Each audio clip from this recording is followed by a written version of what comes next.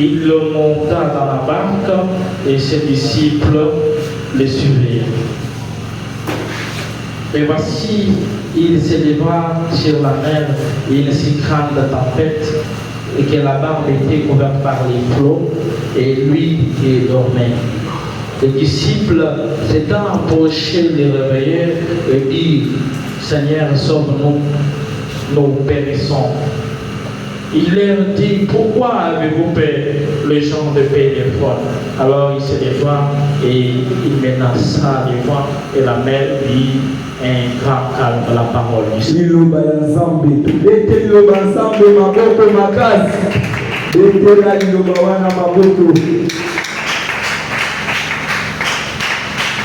Que Dieu bénisse quelqu'un qui a clamé de la façon dont je venais de faire la lecture. Mais il peut maintenant clamer pour notre Seigneur.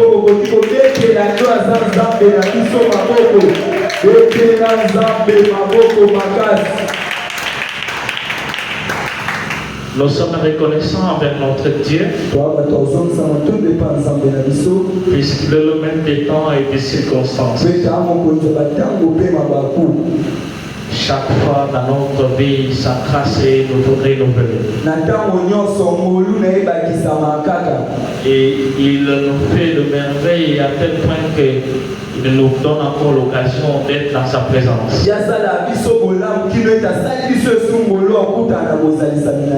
C'est pourquoi nous avons les devoirs journaliers d'être reconnaissants envers lui.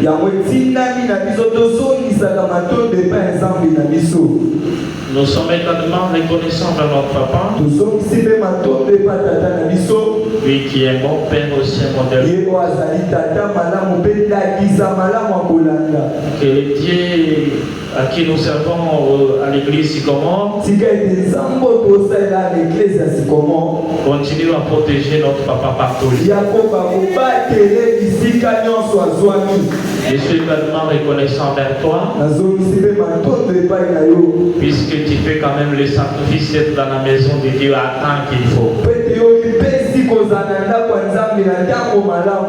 Laissez que le bon Dieu te donne une bénédiction précipitée.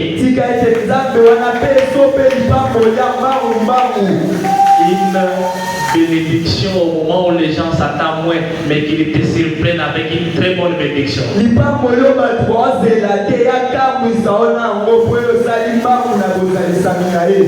allons parler dans peu de minutes. Alors je vais te demander d'être un peu attentif. La Bible que nous venons de lire, la Bible nous dit que Jésus montait dans la barque. Et ses disciples s'est décidé de le suivre. Et au milieu de la mer, la tempête s'éleva. Et la Bible me précise que c'était une grande tempête.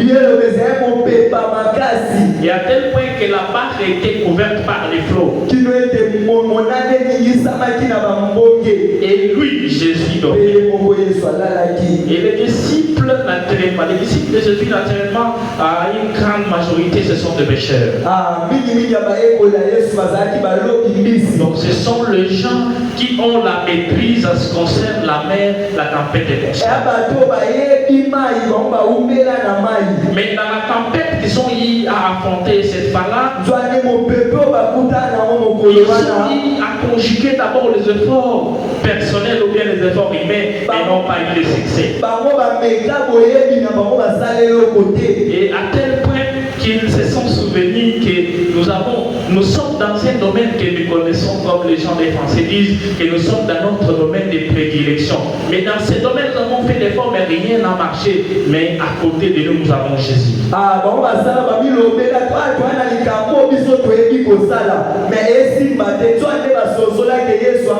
Et ils ont eu à faire tout ce qu'ils devaient faire pour calmer cette tempête-là, de façon de s'en sortir vivant, mais ils n'ont pas pu.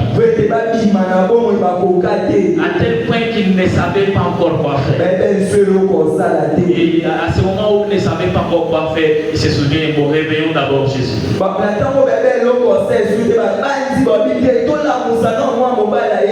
Ce soir, nous allons parler de quelque chose. Voici quoi faire car on ne sait plus quoi, faire. Donc, je suis en train de donner une petite liste des choses qu'il faut faire lorsqu'on arrive au point où on ne sait plus quoi faire. Voici quoi faire quand on ne sait plus quoi faire. C'est ça notre thème de ce soir.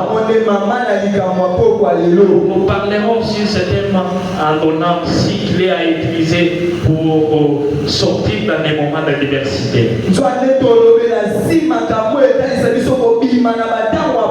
Et je parlerai de 6 clés d'une façon brève, puisque je ne saurais pas aller en détail.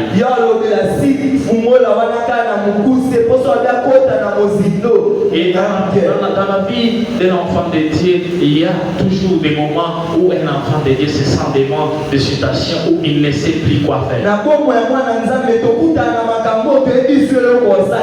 Donc dans les moments où tu ne sais plus quoi faire, c'est les moments où naturellement tu as quand même déjà fait l'effort, mais en fait tes efforts n'ont rien donné.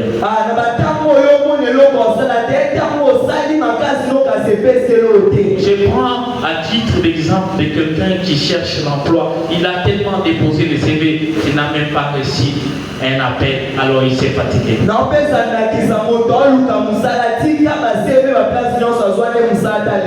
à ce moment-là, il ne sait plus quoi faire. Quelque chose me vient en tête. Je me souviens que j'avais fait tellement de CV aux environs, c'était temps, aux environs 100, j'envoyais sur par voie email, j'envoyais aucune réponse.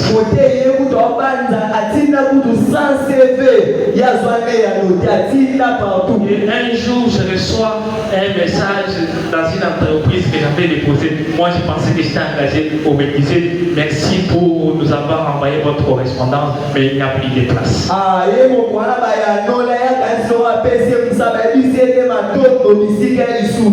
Qu'est-ce qu'un enfant de Dieu peut faire au moment où il comprend? Il ne sait plus encore qu'est-ce qu'il faut faire. Lorsque tu te bases sur quelque chose, lorsque tu as un projet, tu as vraiment élaboré un projet, tu as vraiment prié, tu as fait les choses qu'il fallait pour que ça réussisse, mais ça n'a pas réussi. Maintenant, qu'est-ce qu'un enfant de Dieu peut faire?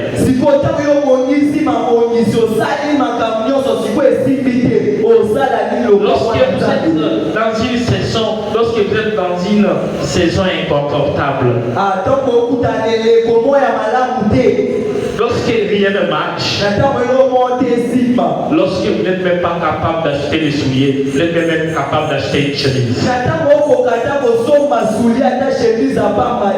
Au moment où aller à l'école ou à l'université, ce sont devenus des sujets d'intercession. Ça veut dire que tu ne sais pas si tu vas aller à l'université ou tu n'iras pas puisqu'il n'y a pas de moyens.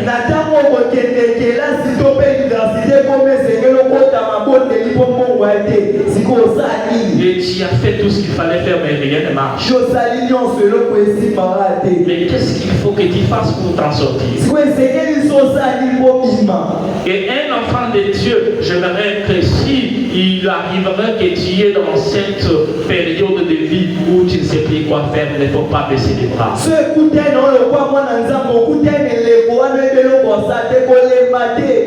Je vais te donner au moins 6 clés ce soir qui, quand tu ne sais plus quoi faire, au moins tu peux essayer ces 6 clés.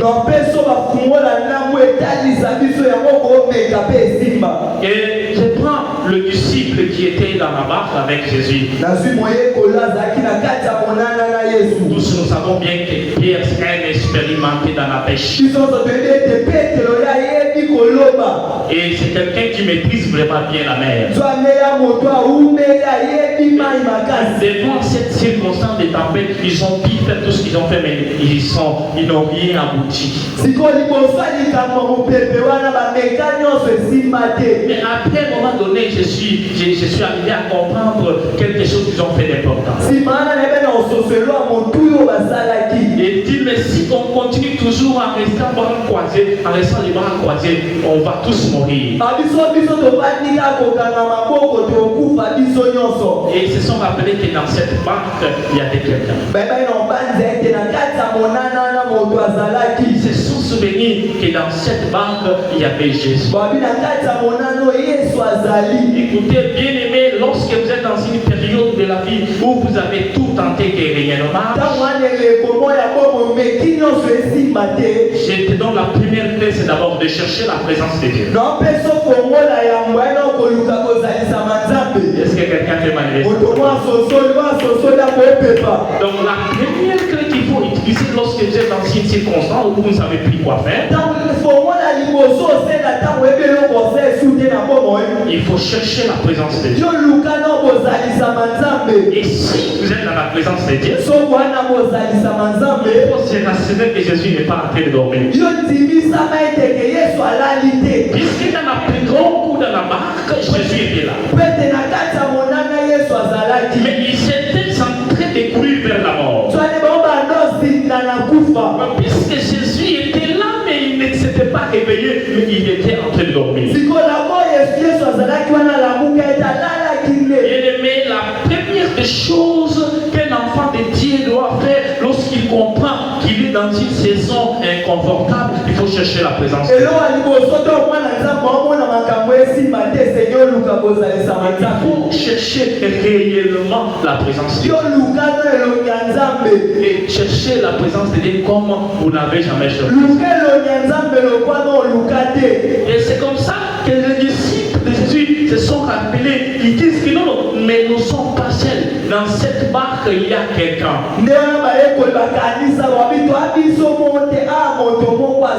Et il faut maintenant qu'on le réveille.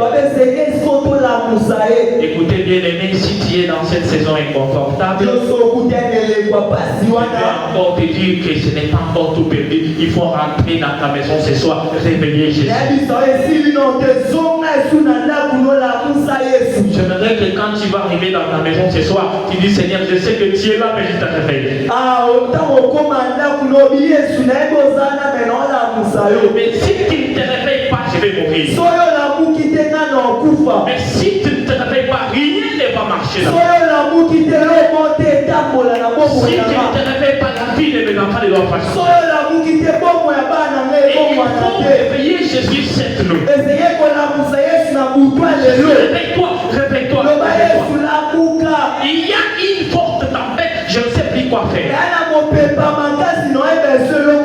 J'ai usé de ma connaissance humaine, mais voilà, je n'aboutis pas. Et réveille-toi pour donner la solution. Cherchons la présence de Dieu. Cherchons la présence de Dieu. Aussi longtemps qu'on n'a pas encore mis la tête dans la terre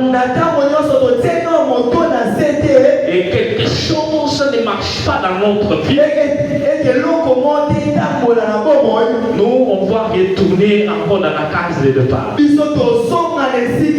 Et nous partons chercher la présence de notre Dieu.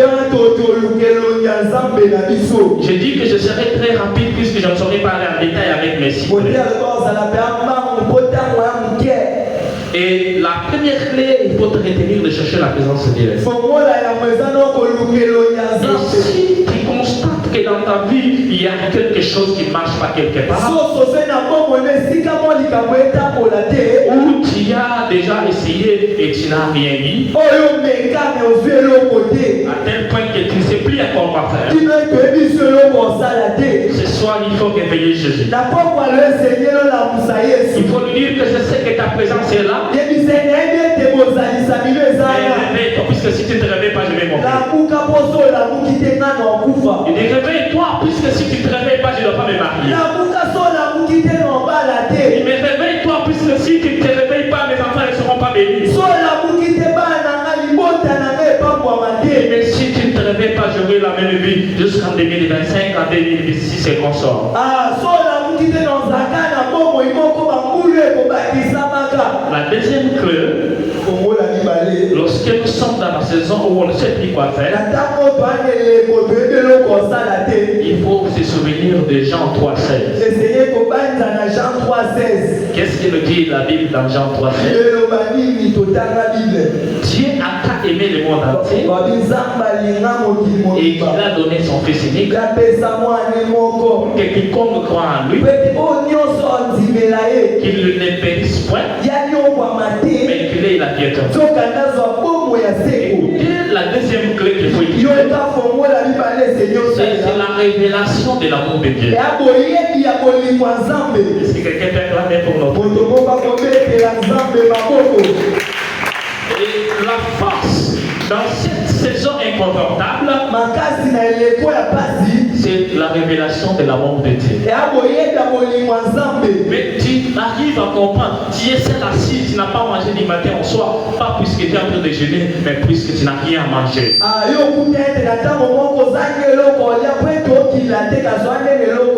après, tu te souviens, tu te dis, mais il a donné son Fils pour que nous, moi, je sois sauvé. Tu comprends? Tu as cette révélation de l'amour de Dieu dans ta vie. Et si, même si tu n'avais plus la force de continuer, et je te dis que c'est par là qu'il faut maintenant aller épuiser encore la force. Et tu te dis, mais s'il a donné son Fils pour moi, alors ça c'est encore quoi? Et mais ça c'est quel problème encore? Et il nous aime au point de sacrifier son propre Fils. Dans le livre de 1 Jean chapitre 3 verset 1er, la Bible nous dit, voyez quel amour le Père nous a témoigné, pour que nous soyons appelés enfants de Dieu. Et nous le sommes. Et si le monde ne connaît pas, c'est qu'il ne l'a pas connu. Donc la Bible nous dit ici, c'est l'apôtre Jean qui nous dit, mais comprenez combien Dieu a témoigné son amour envers nous. Qu'il a tout donné pour que nous soyons appelés les enfants de Dieu. Et il précise en disant que nous le sommes. Et si quelqu'un ne croit pas que nous sommes les enfants de Dieu, c'est qu'il n'a pas connu qui est Dieu. Et c'est avec cette révélation de l'amour de Dieu dans notre vie. Et ceci me donne la force de continuer encore là où j'étais devenu les bras. Là où je n'avais plus la force de continuer, mais seulement le fait de comprendre l'amour de Dieu dans ma vie, j'ai dit que je dois encore continuer. Écoutez, même si je ne dois pas continuer dans l'invisible, mais je continue dans l'invisible, puisque je vais chercher la présence de Dieu moi-même. Je vais me révéler l'amour de Dieu moi-même, je comprends.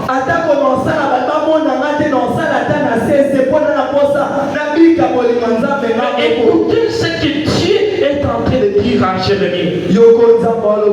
Et c'est ce que Dieu est en train de dire à Jérémie, de dire aux enfants d'Israël. Il dit, de loin l'Éternel se montre à moi. Mais écoutez ce que notre Dieu dit. Notre Dieu dit, je t'aime d'un amour éternel. Alléluia. Quelqu'un peut acclamer quand même. Jérémie chapitre 31, le verset 3. Jérémie dit que l'Éternel se montre à moi et me dit je t'aime. Je t'aime de l'amour éternel. Et en bas, il dit c'est pourquoi je te conserve ma beauté. Écoutez, il y a certaines choses que nous n'avons pas encore dans notre vie, mais c'est peut-être puisque Dieu nous aime tellement beaucoup et qu'il nous conserve encore sa beauté. Et voilà maintenant l'assurance que Dieu te donne ce soir. Lorsque tu comprends, il y a la révélation de l'amour de Dieu dans ta vie. Dans le même chapitre maintenant, le verset 3, premier paragraphe, la Bible me dit, je te rétablirai encore. Il dit, je te rétablirai encore. Il dit, et tu seras rétabli. Écoutez, la Bible, quand on dit de rétablir encore, c'est qu'il y a eu quelque chose qui n'a pas marché. Mais maintenant, ce soir, Dieu te rassure. Il t'aime à cause de son amour. Et que Dieu t'aime d'un amour éternel. Dieu t'aime d'un amour qui n'a pas de fin. Et ce soir, il te rassure que je vais encore te rétablir. Écoutez, l'endroit où toi tu pensais que c'est fini pour toi, Dieu te rassure que ce n'est pas encore fini, mais il va te rétablir. Au moment où toi tu pensais que les gens de ma génération sont déjà partis, mais voilà ce que je suis. Dieu te rassure que tu seras rétabli.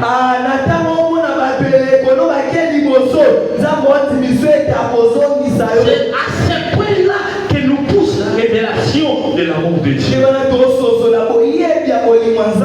L'amour de Dieu nous pousse à comprendre ces choses que même quand on pense que c'est fini, Dieu peut encore nous rétablir.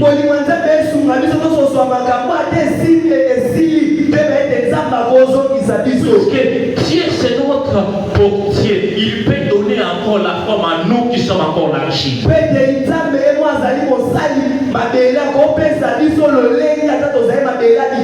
Écoutez, même si les hommes me voient que je suis déformé, mais Dieu peut reprendre encore et me donner une bonne forme. Laissez que notre Dieu donne encore la forme à quelqu'un ce soir. Et notre Dieu donne la forme à quelqu'un que le monde pensait qu'il n'a pas de forme. Et notre Dieu racine encore quelqu'un à venir où tous nous les hommes nous pensons que cet homme n'a pas de puisque c'est le même Jérémie qui dit, c'est le portier qui donne la forme à l'argile.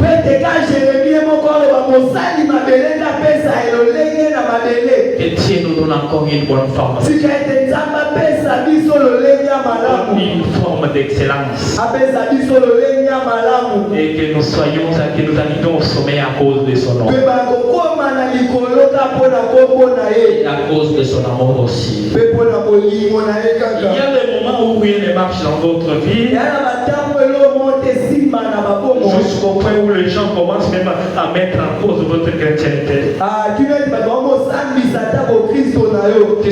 Il y a tellement de choses qui t'arrivent dans ta vie où à des fois tu pars à l'église, tu commences à cacher la Bible.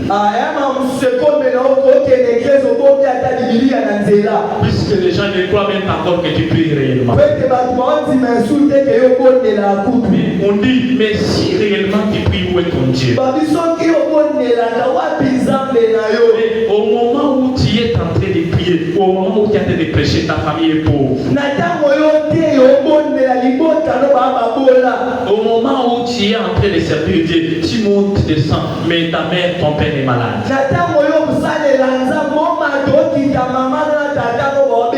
Mais tu es un serviteur de Dieu dire que tu es malade. Les gens commencent même à mettre notre éternité en cause des choses qu'elles sont.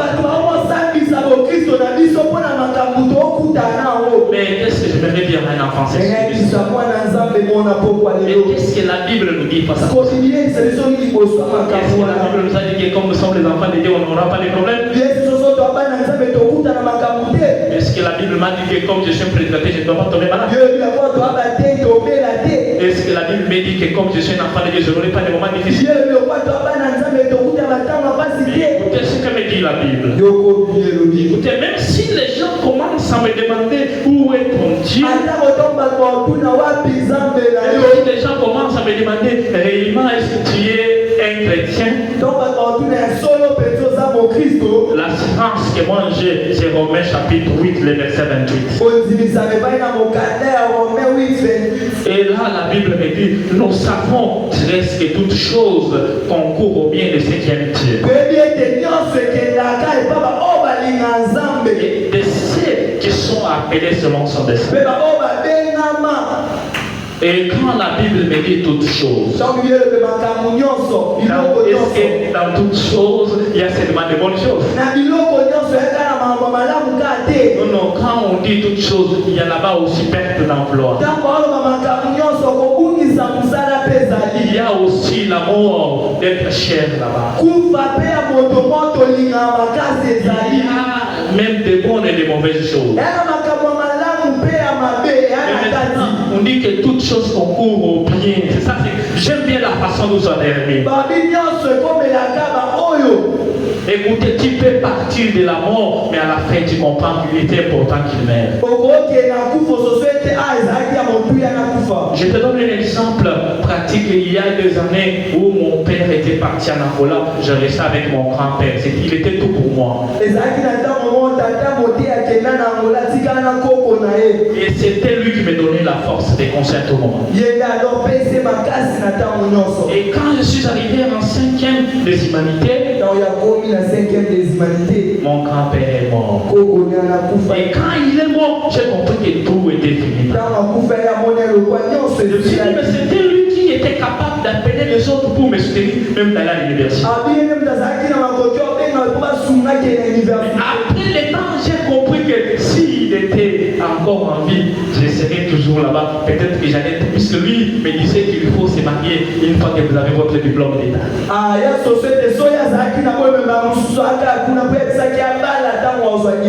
Donc, si il n'était pas mort, au moins je n'arriverais pas à l'université.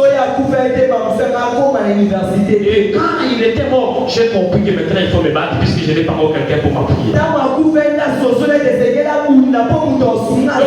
Sa mort n'était pas tellement bien, n'était pas le bienvenu chez moi, mais à la fin j'ai compris que ça a concouru à mon bien.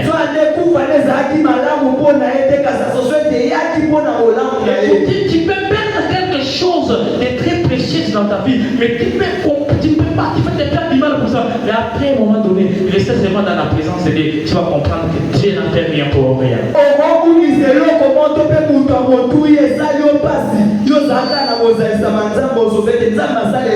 Écoutez, même pour élever quelqu'un, tu dois remercier quelqu'un d'autre. Alléluia. Alléluia. Toutes choses concourent au bien de ceux qui aiment Dieu. Et je te demande, sois fort. Sois fort, bien-aimé. Et que la force que tu auras, que cette force soit près de l'amour de Dieu.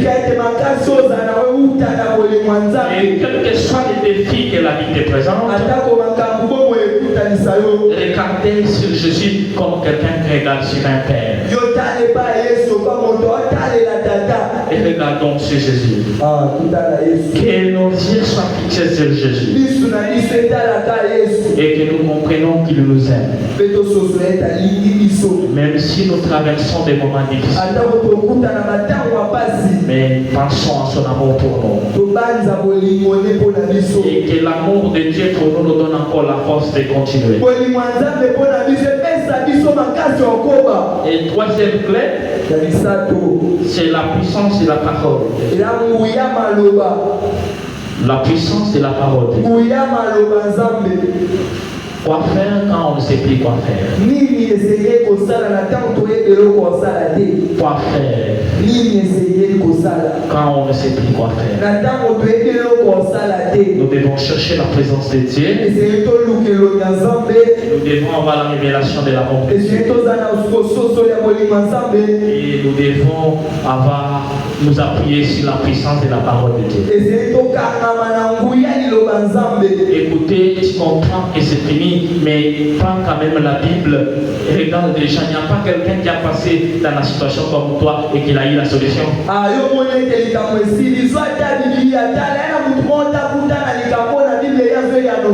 N'y a-t-il pas quelqu'un dans la Bible qui a passé dans des situations comme toi? Écoutez d'abord ce qu'elle dit la Bible. Romains chapitre 15 verset 4.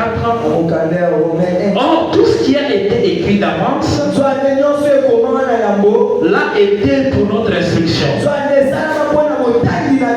afin que la patience et par la consolation qu'elle donne les Écritures et nous possédons l'espérance. Ici, on nous dit, c'est l'apôtre Paul qui nous dit, et nous dit que tout ce qui a été écrit et tout ce qui a été écrit dans l'Ancien Testament, ça a été écrit pour notre instruction. Et avec l'objectif que quand nous comprenons ces choses, que nous soyons patients. Et que nous comprenons que Dieu peut nous donner encore la consolation. Et au moyen de ça, ceci nous donne encore l'espérance. Ça veut dire que quand tu lis la Bible, tu lis l'histoire d'Abraham, tu vas comprendre qu'il a attendu après 25 ans pour avoir Isaac. Et ceci va te donner, va t'amener dans l'école de la patience. Et à la fin, tu comprends qu'il est le consolateur. Quand il a dit quelque chose, il finit toujours par le faire. Et quand tu comprends qu'il y a eu quelqu'un qui s'appelait Job, qui a tout perdu. Et qui à un moment donné, il ne sait plus quoi faire. À tel point que sa femme lui dit, comme tu ne sais plus quoi faire, tu n'as qu'à mourir. Écoutez, même si on ne sait plus quoi faire, mais on ne commettra pas la bêtise de nous donner la mort. Bien-aimé, ne te donne pas la mort quand tu ne sais plus quoi faire. Et quand cette pensée satanico-diabolique te passe dans l'esprit, mais tu n'as rien, tu as tout perdu, voilà, tu as fait perte, il faut te donner la mort. Pensez à Job.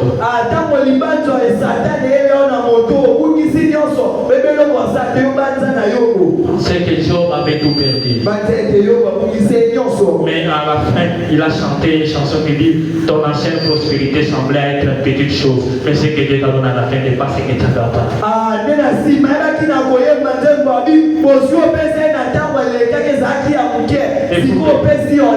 Écoutez, même si tu pensais que tu étais issu des opportunités qui représentaient tellement beaucoup pour toi et que tu en as perdu, il ne faut pas perdre l'espoir.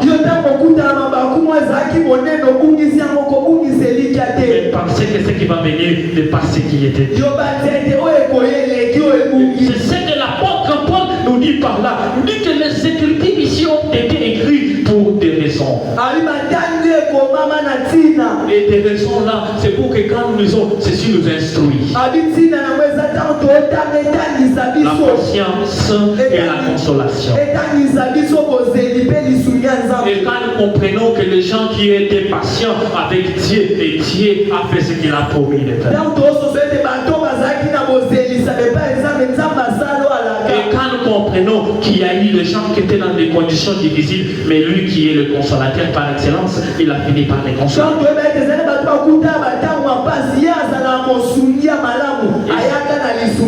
Et ceci nous donne encore l'espérance. Et je dis à un enfant de Dieu, il ne faut pas perdre l'espérance. La parole de Dieu il faut t'appuyer dessus. Quel est le problème que tu as? Est-ce que dans la Bible il n'y a pas une histoire qui ressemble à ton histoire? Est-ce que tu cherches l'emploi? Je connais quelqu'un qui était un berger mais qui a donné un travail à la présidence. C'est ça que j'ai dit dans la Bible. J'ai connu quelqu'un chassé, vendu, esclave mais qui est devenu Premier ministre.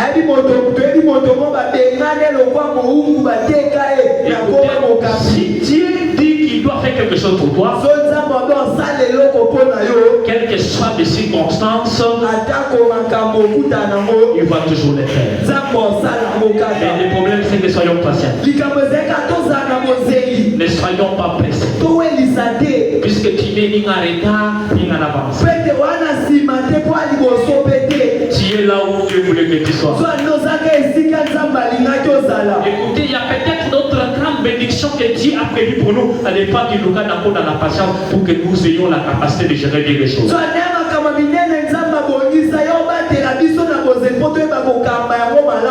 Appuyons-nous sur la parole de Dieu. L'humiliation des choses que nous avons dans la vie, mais nous appuyons-nous sur la parole de Dieu. Écoutez, même si tu commences à passer un coup de route et les gens te montrent comme ça. Mais nous appuyons seulement sur la parole de Dieu.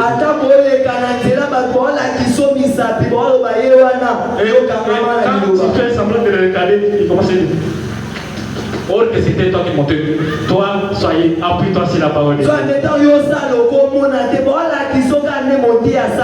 Puisque j'ai connu quelqu'un dans la Bible qui d'ailleurs on lui parlait même en face. C'était une femme qui s'appelait Anne et que toutefois c'est son anniversaire, chaque fois lui disait toujours Yo botakate, yo botakate, yo botakate. Et à tel point qu'à un moment donné, il a compris que même si les gens me critiquent, moi je dois m'appuyer sur la parole de Dieu.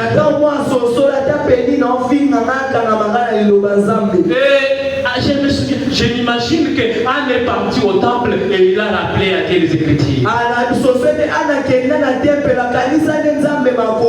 Il dit, moi j'ai encore 50 ans, mais je vois qu'il y avait Sarah qui était dans les 70.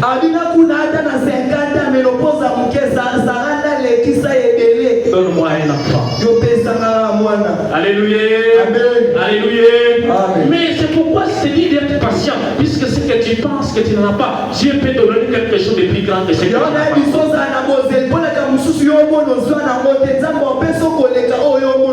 Laissez les gens se moquer de toi, ce n'est pas un problème. Mais quand nous allons regarder dans les annales des histoires, on ne verra pas l'histoire des enfants de Pénina. Nous avons trouvé seulement l'histoire des enfants de la femme qui était critiquée. C'est pourquoi la Bible nous dit que toutes choses concourent au bien de ceux qui aiment Dieu. On nous injurie, on nous critique et nous n'avons même pas quoi faire. Mais tout ceci concourt au nous puisque nous avons aimé.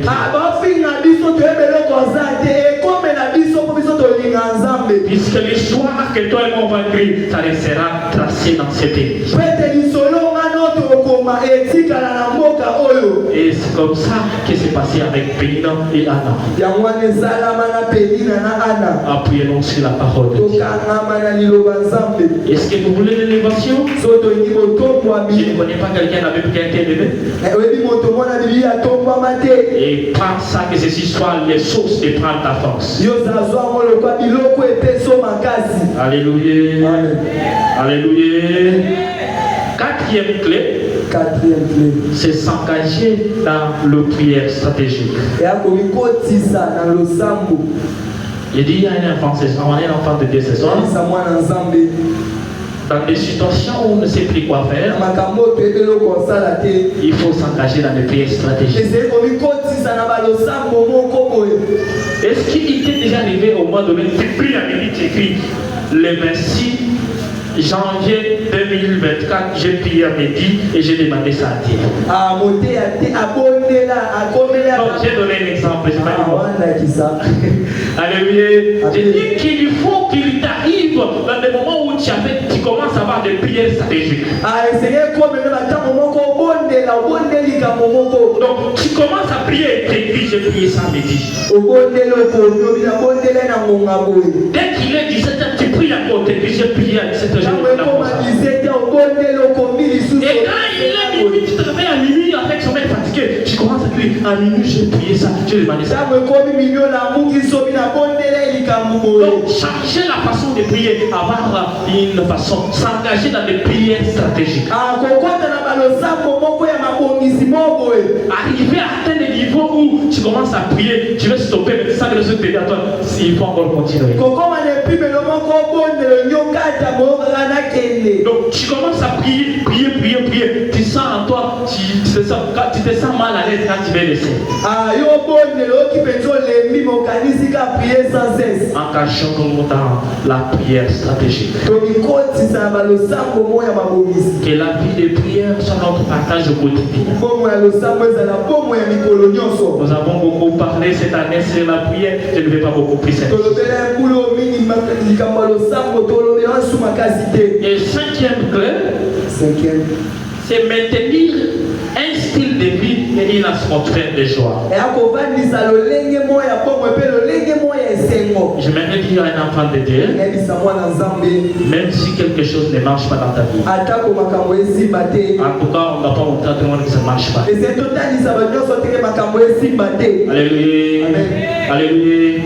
Réveillez celui qui dort là. Il est venu faire l'église. Acclamez pour la parole de Seigneur. Il y a des moments qui nous arrivent dans la vie, même si on n'a rien de bon. En tout cas, ne montrons pas aux gens qu'il y a rien qui manque, qu'il y a quelque chose qui ne marche pas ici. Est-ce que quelqu'un m'écoute? Donc, tu n'as pas mangé. Au Kama, tu peux n'avoir photo et tout le monde est là dans 8 solia. Ok, tu n'as pas mangé. Donc, ne montrons pas à tout le monde que quelque chose ne marche pas. Ne montrons pas à tout le monde que nous, on n'a pas d'emploi. Écoutez, ne montrons pas à tout le monde qu'on n'a pas d'argent. Écoutez, même si quelqu'un te demande $100, tu dis bon, en tout cas, les calculs que j'ai, janvier, les dépenses de ça, les consommes, ça ne sera pas possible, mais on va voir les mots qui vont venir.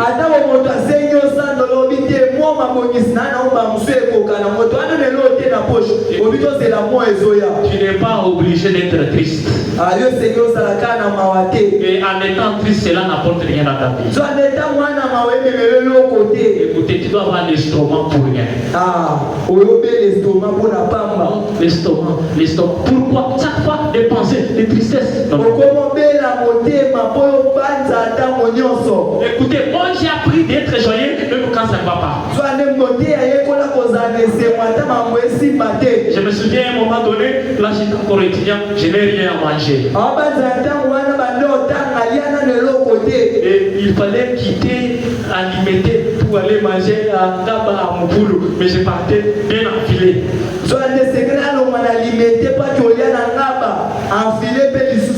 J'enfile comme aujourd'hui, c'est pas pour aujourd'hui que je commence à enfiler, c'est depuis longtemps. Et je mets la cravate. Je commence à partir à pied pour aller manger.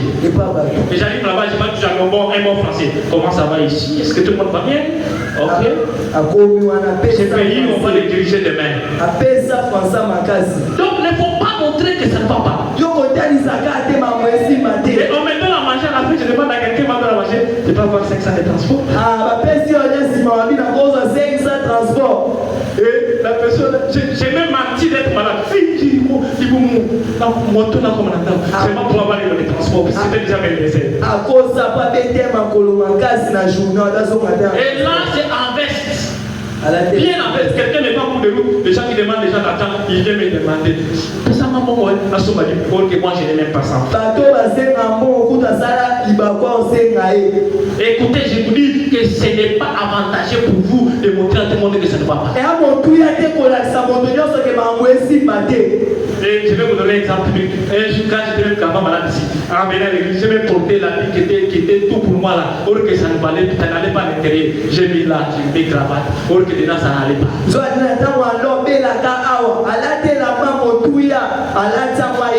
C'est pas ça, non? Est-ce que là-bas, ça n'allait pas, mais j'ai mis ça quand même. Quand quelqu'un ne va passer là-bas, il ne va pas ce qui est dedans, mais il va se faire le reflet. Il va quand même c'est un enfant de Dieu, tout va bien. Écoutez, l'histoire de cette femme-là qui avait perdu son enfant, qui saurait à demander qu'est-ce qui ne va pas, dire que tout va bien. Il a perdu son enfant, il dit, et on demande, madame, est-ce que tu n'as pas d'habitude d'aller voir le prophète à ce moment? Pourquoi tu parles? Non, ne t'inquiète pas, tout va bien.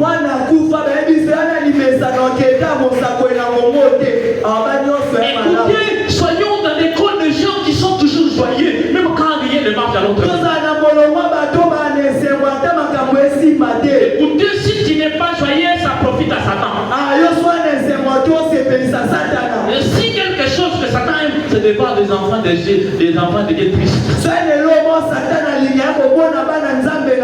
Et nous ne soyons pas tristes.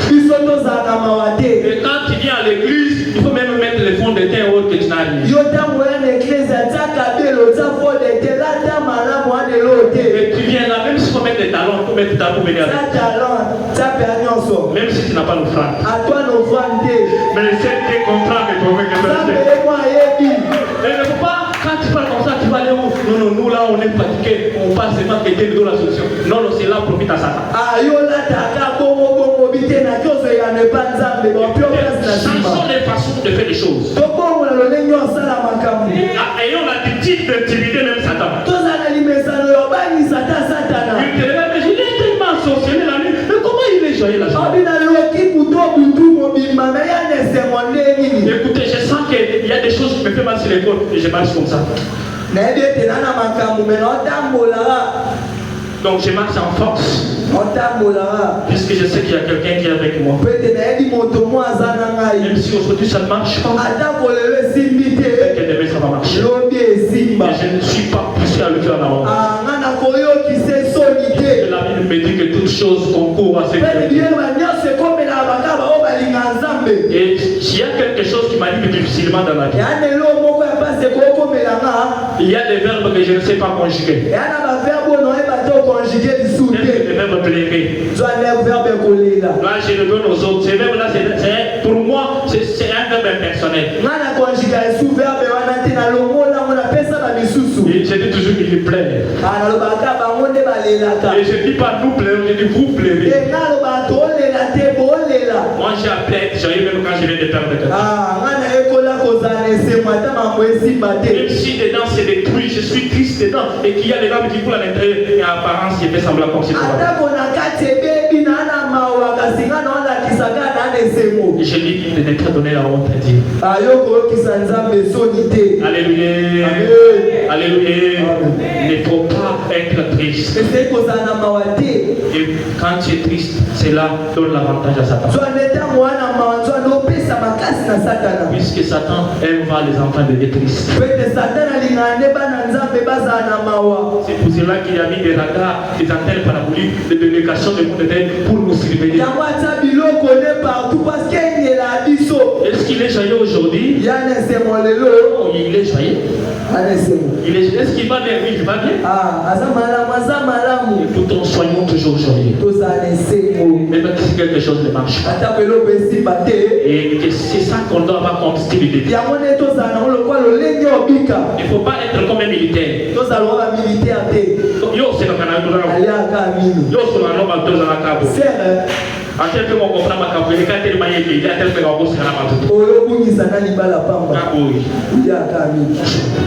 Écoutez, même qui s'est sourit. Même Félix sourit. Il embrasse les gens pour qu'il sourit. Et toi, tu as toujours ça. Non, changeons cette matière-là. Changeons ça. Soyons joyeux. Bonjour. Écoutez, même si tu es président de la République, tu peux quand même payer si ça veut tout le monde. Ne faut pas bloquer ta bénédiction pour lui. Tu n'as pas encore de cas du coup, toi-même tu commences à te faire des cas. Non, moi je n'ai pas de cas. J'aime pas que tout le monde s'approche de moi. Tu n'envoies pas de cartes de corps. Mais quand tu auras des cartes de corps, c'est qu'on ne va pas même pas arriver chez toi. Et puisque quand on va arriver, on va dire chez les frères, on est à Zomanaye. Changeons des choses. Et cela, c'est pour avantage de notre Dieu. La dernière clé, j'aime beaucoup ça. J'aime beaucoup la 6e clé lorsque nous utilisons ça au moment où on ne sait plus quoi faire. Puisque cette clé ne dépend pas de nous. La 6e clé, c'est obtenir la grâce de Dieu pour engager les prophétiques.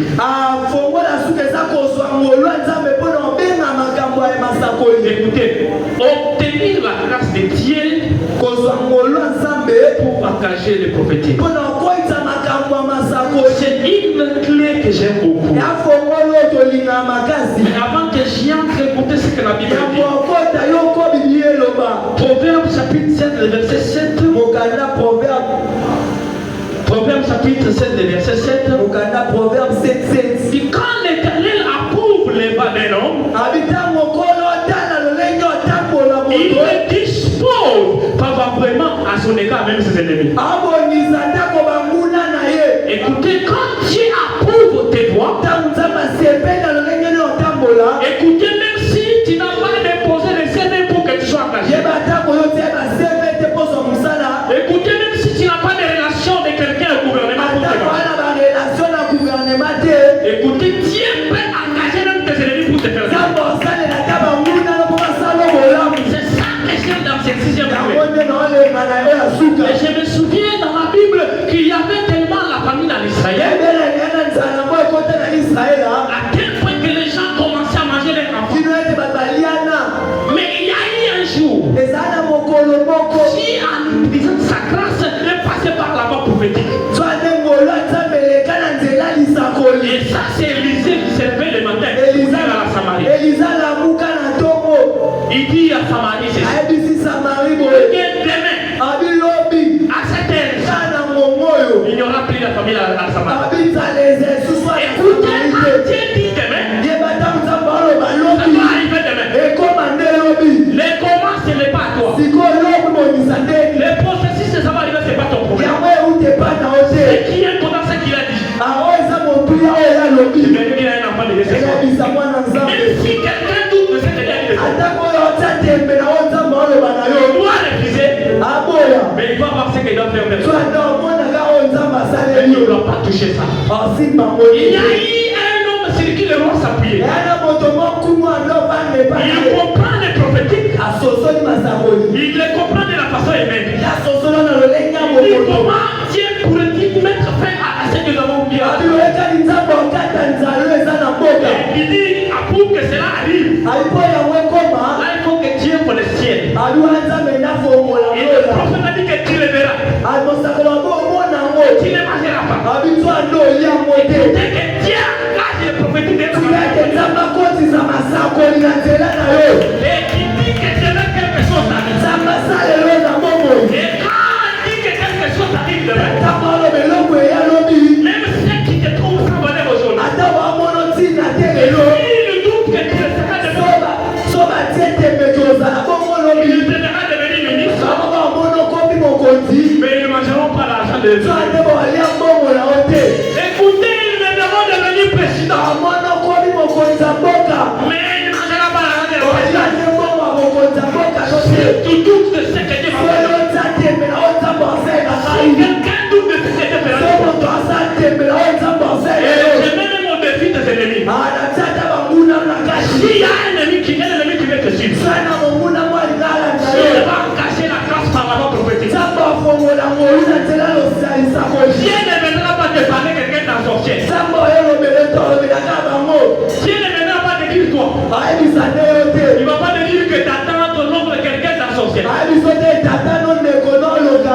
ira parler à tes ennemis. Il dira à tes ennemis, ne touchez pas ma fille. Ne touchez pas mon fils. Ne parlez pas ni à bien ni à mal de mon enfant. qui voulait aller faire du mal à Jacob. Au moment où Jacob n'avait pas encore pas fait. Jacob il a tellement fui. Et maintenant il est fatigué, il ne sait plus quoi faire. Et au moment où il ne sait plus quoi faire, Dieu engage la grâce par la voie prophétique. Toi Laban, je te mets en garde. Quand tu vas rencontrer Jacob, ne lui parlez pas ni en bien ni en mal. Écoutez, nos ennemis ne nous parleront pas ni en bien ni en mal. Écoutez, tes ennemis ne te parleront pas ni en bien ni en mal. Ils vont seulement se taire. Il y a quelqu'un qui leur a parlé. Il y a quelqu'un qui leur a parlé. Et ce soir, Dieu engage cette fois la première. Pour ceux qui ont besoin de la bénédiction, il y aura des Syriens parce qu'ils ont fait. Nous allons prendre le meilleur pied. Nous allons prendre le Dieu de nos ennemis. Et seulement avec la force que Dieu a. Les Syriens ont fui la force de l'épée. Les gens qui n'avaient pas ni de mains ni de pieds. Mais toi tu as des mains et tu as des pieds. Tu verrais quelqu'un arrivant à la maison ce soir. Puis il tape ses mains et ses pieds. Et qu'il dit, je sais que tu es là. Mais peut-être que tu dois réveiller ton. Mais si tu ne te réveilles pas, et rappelle-toi de disciples de la tempête avec Jésus. Et si dans ton parcours il y a des ennemis tellement savoureux et rigoureux comme on ne peut pas même imaginer. Et c'est que Dieu transforme ces ennemis-là en des frères en Christ. Il est tellement ennemi à toi qu'il se décide même de te couper la tête. Mais on ne veut pas que Dieu le tue lui, mais qu'il soit notre frère en Christ. C'est notre collègue serviteur. Et ceci, je suis en train de penser à Saoul de Tarse, qui tuait les têtes de serviteurs de Dieu et qui est devenu collègue serviteur et frère en Christ. Que Dieu vous bénisse. Que Dieu vous bénisse. Que Dieu vous bénisse. Dieu donne la réussite partout. Dieu engage les prophéties là où on est. Et Dieu engage la foi des batailles aux ennemis si nous on les aime. Et combien d'ennemis de parlent pour nous, nous avons les camions. Que Dieu soit élevé. Et qu'il ouvre ses portes de ceux qui t'apportent la bénédiction. C'est les manipulateurs.